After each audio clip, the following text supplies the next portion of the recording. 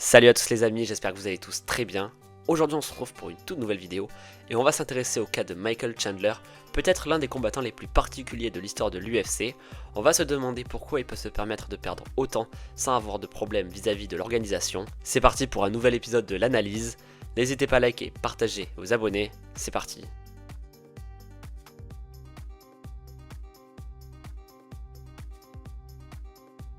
Tout d'abord, Michael Chandler est un combattant spectaculaire, c'est un véritable showman du MMA qui génère du spectacle à chaque apparition. Peu importe l'issue du combat, en termes de divertissement, il est une garantie absolue. Dès son arrivée à l'UFC en 2021, il s'est imposé comme un élément incontournable du roster lightweight, apportant avec lui son intensité, son charisme et sa volonté inébranlable de livrer des combats explosifs. Ancien champion du Bellator, il a immédiatement marqué les esprits avec un KO impressionnant sur Dan Hooker pour ses débuts, s'offrant ainsi un title shot rapide contre Charles de Bronx Oliveira. Son parcours dans l'organisation reflète sa tendance à toujours affronter l'élite, puisque ses défaites n'ont eu lieu que face aux trois meilleurs de la division, Charles Oliveira, Justin Gaethje et Dustin Poirier. Ce sont tous des guerriers aguerris, ayant chacun détenu ou disputé la ceinture, et Chandler a su leur tenir tête, livrant à chaque fois des combats mémorables. Néanmoins, son fight IQ est souvent remis en question.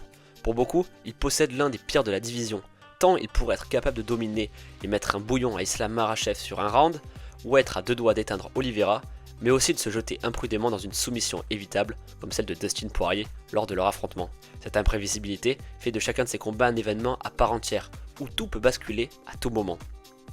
Ce qui rend les combats de Chandler aussi palpitants, c'est leur caractère totalement aléatoire.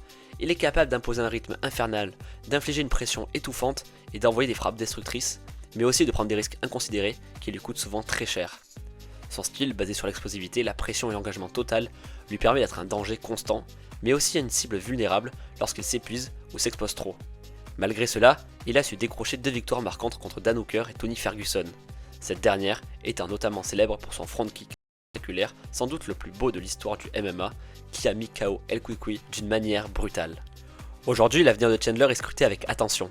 Il est pressenti pour affronter soit Arman Tsarukyan, actuel numéro 1 contender lightweight, qui a dû déclarer forfait à quelques heures du combat face à Islam Makhachev, à l'UFC 311, et l'un des talents les plus prometteurs de la catégorie, ou alors Paddy Pimblett, star montante, invaincu à l'UFC.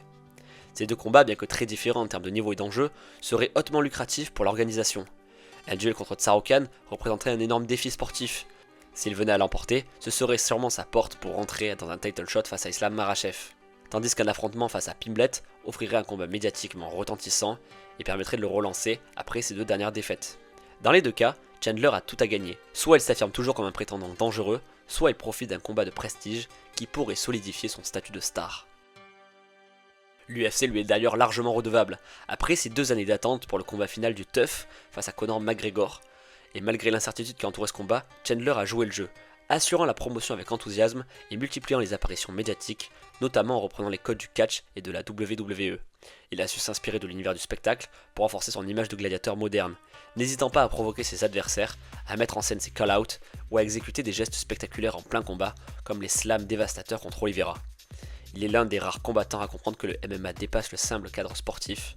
Il s'agit aussi d'un divertissement où le storytelling joue un rôle essentiel. Au final, Chandler est un combattant à part.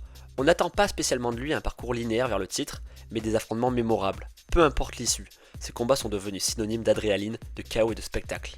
Son profil atypique colle parfaitement à celui du héros américain, un Captain America de l'UFC, patriote affiché et fervent supporter de Donald Trump, qui incarne à lui seul l'archétype du guerrier made in Hollywood que les fans de MMA chérissent tant. Et l'UFC lui reconnaît une certaine puissance médiatique puisqu'il lui offre parfois parmi les meilleurs salaires des combattants de l'organisation. En soi, tant que le public répond présent, tant que ses combats génèrent de l'engouement, il n'a pas à s'inquiéter pour son avenir. Dana White et l'UFC lui offrent un statut privilégié, et même une série de 3 ou 4 défaites consécutives ne suffirait probablement pas à le faire sortir du top 15, encore moins à l'évincer de l'organisation. Son rôle n'est pas celui d'un simple combattant, il est une pièce maîtresse du show, une figure médiatique incontournable. Tant qu'il remplit sa mission de showman, Michael Chandler restera un élément central de la division lightweight où il continuera à livrer des guerres mémorables, avec toujours la promesse d'un spectacle garanti. Merci à tous les amis de m'avoir écouté, j'espère que la vidéo vous aura plu. On se retrouve très vite pour de prochains contenus, n'hésitez pas à liker, partager, commenter, et à la prochaine.